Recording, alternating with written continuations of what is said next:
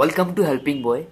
আজি মই লৈছোঁ এটা নতুন ভিডিঅ' আৰু যদি ভিডিঅ'টো ভাল লাগে লাইক কৰিব, ছাবস্ক্ৰাইব কৰিব, কমেণ্ট কৰিব, যাতে আমাক অনুপ্ৰেৰণা দিব পাৰে। আৰু এই অনুপ্ৰেৰণাটো কিয় লাগে মই কৈ আছোঁ মোৰ এই ভিডিঅ'টোত। আজি এই ভিডিঅ' বনাইছোঁ মই মটিভেশ্যনৰ ওপৰত। মটিভেশ্যন মানুহক কিয় লাগে? প্ৰত্যেক মানুহকে মটিভেশ্যন লাগে। এই পৃথিৱীত থকা 90% মটিভেশ্যন বিচাৰে, হয় নহয়? হাত দাঙক। অ'কে, দাঙিলে? ঠিক আছে। বাট এই মটিভেশ্যনটো কিয় দৰকাৰ? আজি মই ইউটিউব চেনেল এটা খুলিলোঁ। মোৰ ইউটিউব চেনেল নতুন হয়। যদি মোৰ এই ইউটিউব চেনেলটোত যদি মোৰ ছাবস্ক্ৰাইবাৰ নাহিলেহেঁতেন, লাইক নাহিলেহেঁতেন, তেন মই নতুন ভিডিঅ' বনাবলৈ মোৰ উৎসাহ জন্মিলেহেঁতেন নে? কেতিয়াও নজন্মে। মই নতুন ভিডিঅ' বনাবলৈ মন যায়, আৰে বাদ দে থ'ব, কি বনাই আছ তই? কাম বন নাই তোৰ, কোনো ভিডিঅ' নাচায়, কোনোটো ভিডিঅ' চিডিঅ' একো পাত্তাই নিদিয়ে। দেন কি হয়, মানুহৰ যিটো উৎসাহটো, যিটো মানসিক শক্তিটো কমি যায়। তই ভিডিঅ' নবনা দেই, এনেকৈ কৈ পৰে, মানে তাৰ মানসিক শক্তিটো কমি যায়। যেনেকৈ আমাৰ ইউটিউবৰ টপ ইউটিউবাৰসকল, যেনেকৈ আমাৰ ইণ্ডিয়াৰ BBQY, টেকনিকেল গুৰুজী, আশিষ চাচৱানী, যদি তেনেকুৱা ভিডিঅ' কোনো নাচালেহেঁতেন বা তেওঁলোকক কোনো কমেণ্ট, ছাবস্ক্ৰাইব, লাইক নকৰিলেহেঁতেন, তেতিয়াহ'লে তেওঁলোকক যদি ষ্টেজত মাতি নিনিলেহেঁতেন, তেওঁলোকৰ কি হ'লহেঁতেন? তেওঁলোকৰ ভিডিঅ' বনাবলৈ মন নগ'লহেঁতেন। আৰু বাদ দে, আমাৰ ভিডিঅ' নচলেই দেখোন, কি বনাই আছোঁ, বেলেগ কাম ধান্দা কৰোঁগৈ ব'ল। ঠিক তেনেদৰে এইটো কাম হয় মটিভেশ্যন। কাৰোবাক যদি আপুনি মটিভেশ্যন দিয়া নাই, এই মটিভেশ্যনটোৱে মানুহৰ আটাইতকৈ বহুত ডাঙৰ কাম হয়। মটিভেশ্যন প্ৰত্যেক মানুহকে লাগে। কোনোবা বেমাৰত পৰিছে, তেওঁকো মটিভেশ্যন দৰকাৰ হয়। তই ভাল পাবি বেমাৰ, তই বেছিদিন নাই, তোৰ ঠিক আছে, ঠিক হৈ যাব, আৰু এসপ্তাহ দুসপ্তাহ ৰখি দে, ঠিক হৈ যাব তোৰ বেমাৰ, ঠিক আছে।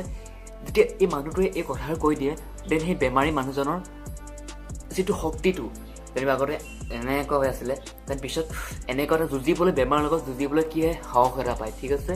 এই সাহসটি হৈছে মটিভেশ্যন, আৰু এই মটিভেশ্যনটি হৈছে আপোনালোকৰ এটা স্পীচ, মুখৰ এটা শব্দ, মুখৰ এটা বাক্য হয় এই মটিভেশ্যনে।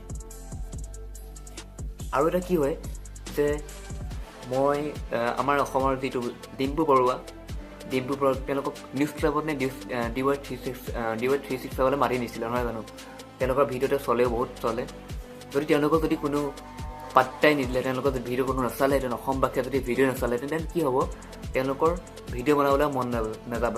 ডিম্পু বৰুৱা যেনেকৈ বনায় টেকনিকেল ভিডিঅ', ঠিক তেনেদৰে তেওঁলোকৰ এই ভিডিঅ'বোৰ বনাবলৈ মন নাযাব। বাদ দে, থ আৰু নবনাই বোৰ, শুনক। আৰু এটা আছে, আমাৰ বিখ্যাত বিজ্ঞানী টমাছ আলভা এডিছন। স্কুলৰ পৰা এখন চিঠি আহিছিলে, চিঠিখন লিখা আছিলে, আপোনাৰ ল'ৰাটো মহা গৰু, মূৰ্খ, পাগল, আপোনাৰ ল'ৰাটোৱে স্কুলত এনেকুৱা বুৰ্বক কুৱেশ্যন সুধি থাকে, আৰু আমি আপোনাৰ ল'ৰাটোক আমাৰ স্কুলত পঢ়াব নোৱাৰোঁ, ঠিক আছে। তেতিয়া কি কৰিলে, মাকে যদি চিঠিখন ডাইৰেক্ট যদি তেওঁক টমাছ আলভা যেনেকৈ কৈছে এনেকৈ কৰিলে, গালি পাৰিলেহেঁতেন, তেন কি হ'লহেঁতেন? টমাছ আলভা এডিছনৰ যিটো মানসিক শক্তিটো কমি গ'লহেঁতেন। আৰু এই মাকে যিটো মটিভেশ্যন স্পীচ দিলে, তুমি পাৰিবা বা, তোমাক কৈছে যে তুমি এই কাম কৰিব পাৰিবা, তুমি ইমানেই জ্ঞানী যে তুমি এইখন স্কুলত পঢ়াৰ যোগ্যই নহয়, তোমাক এইখন স্কুলত পঢ়াব নোৱাৰে। মানে কিয় জানানে?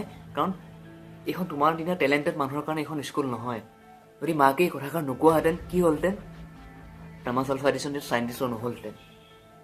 গতিকে এইবোৰে হ'ল মটিভেশ্যন। আমাক এনেদৰে মটিভেশ্যন দৰকাৰ হয়। প্ৰত্যেক মানুহকে মটিভেশ্যন দৰকাৰ হয়, মোকো দৰকাৰ হয়, আপোনালোকক সকলোকে দৰকাৰ হয় মটিভেশ্যন। পৰীক্ষা দিব যাব, মটিভেশ্যন দিব। যদি এবাৰ কোনো উৎসাহ দিব নাহে, দেন কি হৈ যায়? আৰে পৰীক্ষাহে কি হয়, পৰীক্ষা পাতি থোৱা। আৰু যদি আপোনাক কোনোবাই ভয় খুৱায়, পৰীক্ষাটো বুলি ভয় খুৱায়, বহুত টান পৰীক্ষা, অলপ চেষ্টা কৰি পাৰিবি, দেন কি আপোনাৰ এটা ভয়ো আহে, এটা ভিতৰত এটা শক্তি আহি পৰে। এই শক্তিটোৱে আপোনাক কি কৰে? এটা পৰীক্ষা দিবলৈ এটা যুঁজে, আপোনাক পৰীক্ষা এটা দিয়াবলৈ যুঁজায়। আৰু এইবোৰ মটিভেশ্যনে আমাক দৰকাৰ হয়, আৰু প্ৰত্যেক মানুহকে মটিভেশ্যন দৰকাৰ হয়।